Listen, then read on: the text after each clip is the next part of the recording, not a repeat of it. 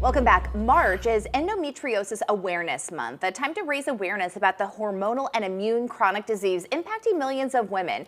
Here to explain is Dr. Miguel Luna with HCA Florida Healthcare. Dr. Luna, thank you so much for being with us. This is one of those things, endometriosis, I'm going to have you explain what it is, but as a female, it's something that I've heard more and more about over the past couple of years. Tell us about it. Well, endometriosis is a chronic disease that's inflammatory, and it's associated with pelvic pain. It happens in reproductive age women. 1 in 10 women can have this disease process. It can stem from chronic pelvic pain, infertility, as well as quality of life issues as well. So it's a very important disease process to be aware of. I know from a lot of friends that it is very painful.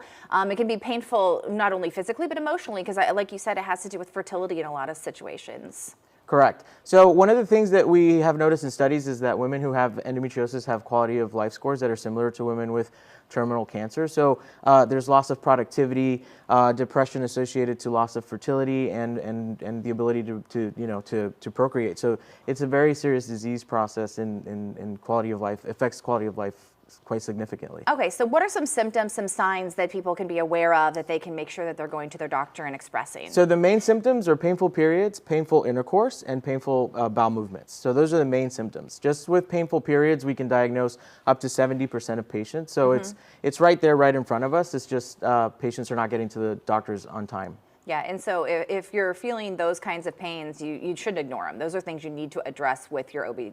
Correct. Periods should not be painful. So that's bottom line. So if you have a painful period, this is something that needs to be addressed.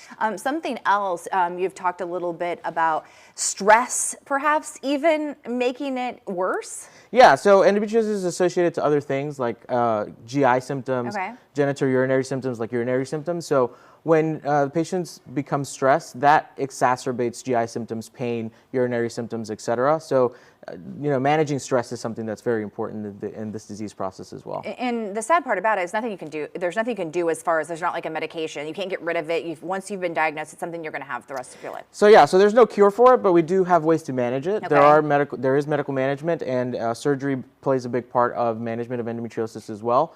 So the big thing is just to have somebody that knows what they're doing, specialized in endometriosis care, and then that person leads the multidisciplinary care process for the patient. Do you feel like it's been diagnosed more in recent years, or do you think that people are more aware of it and of their symptoms, signs, and talking to their doctors more? Well, we've definitely done a better job of bringing it to light, Okay. and patients have advocated for themselves very, very well, and that has led to what we're seeing now, an increase of patients knowing or getting care, and that increases the diagnosis rates. All right, well, hopefully, if someone out there is kind of not where they need to be, they can talk to their doctor and maybe this helped them. Thank you so much. Really good information. It's my pleasure. If you would like to know more about this, go to our website, WPBF.com. You can also download the free WPBF 25 News app.